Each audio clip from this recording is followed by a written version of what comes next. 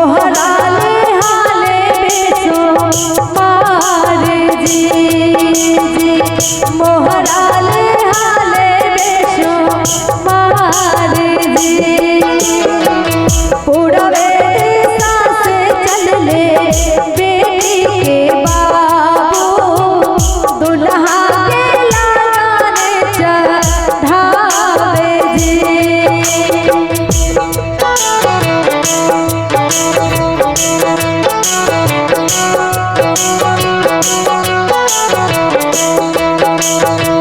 हमारी चाची लोग कैसे गाती है सभी को अंदाज होगा। अच्छा कौन कौन गाना गा लेते हैं सभी गाते हैं हाथ उठाइए कौन कौन गाता है।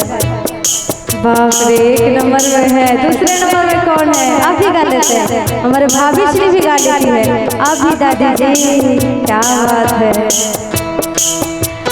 पूरबे दिशा से चलले बेटी के बाबू दुल्हा के लगाने चढ़ावे जी दुल्हा के लगाने चढ़ावे जी पूरबे दिशा से चलले बेटी के बाबू दुल्हा के लगाने चढ़ावे जी।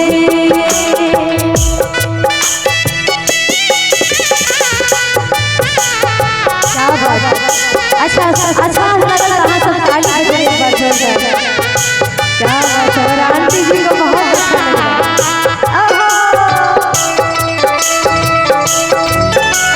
अब लग रहा है कि आए हैं शादी में प्रोग्राम करने के लिए क्या बात है।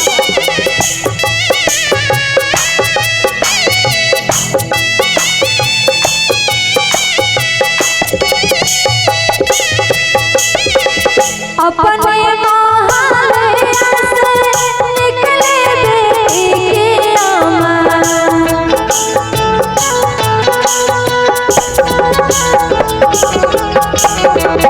अपने महालया से निकले बेटी के आमा मोहराले हाले बेसो मार जी जी मोहराले हाले बेसो मार जी जी पूरबे दिशा से चलले बेटी के चाचा दुल्हा के लगाने चढ़ावे जी।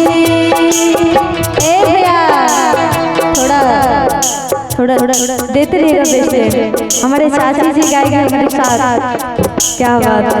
थोड़ा हमें भी बैठने की जगह मिलेगी एकदम साथ में गाएंगे।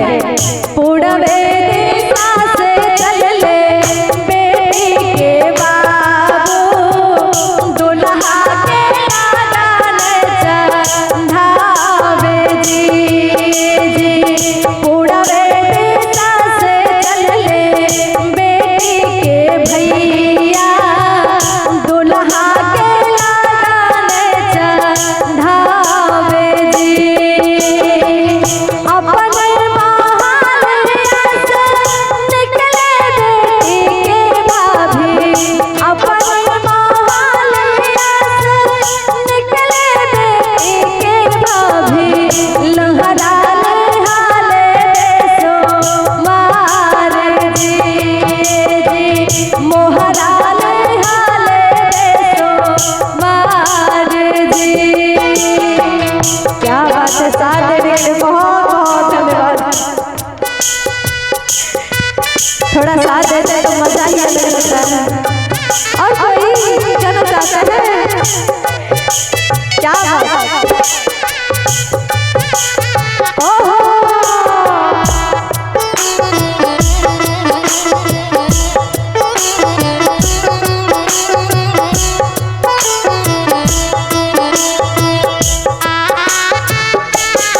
मीठी मीठी ताली के साथ पूनम बेटिया के लिए जोरदार ताली हो जाना चाहिए। क्या बात है।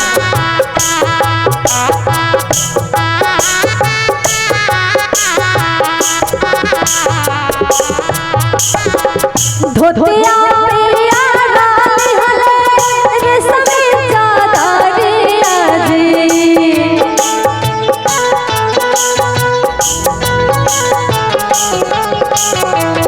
धोतिया पिया डाली हले धोतिया पिया डाली हले रेशमी मोहरा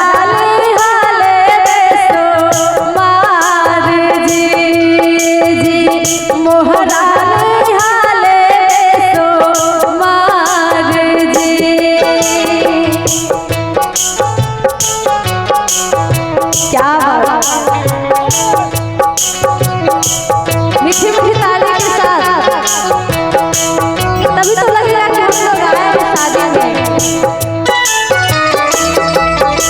अच्छा झूमना कौन कौन चाहते हैं? कुर्सी से साइड आ जाए, कुर्सी से साइड, कुर्सी तोड़िएगा क्या?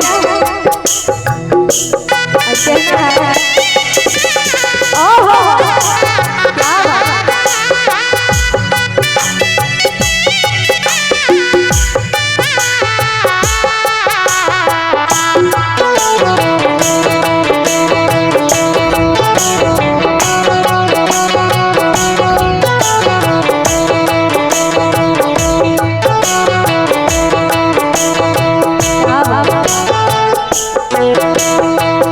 अपने महालिया से निकले बेटी के भाभी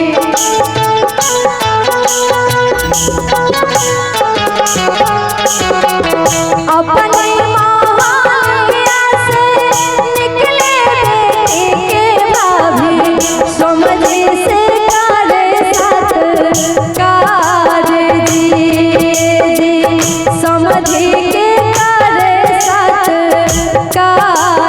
जी पूरा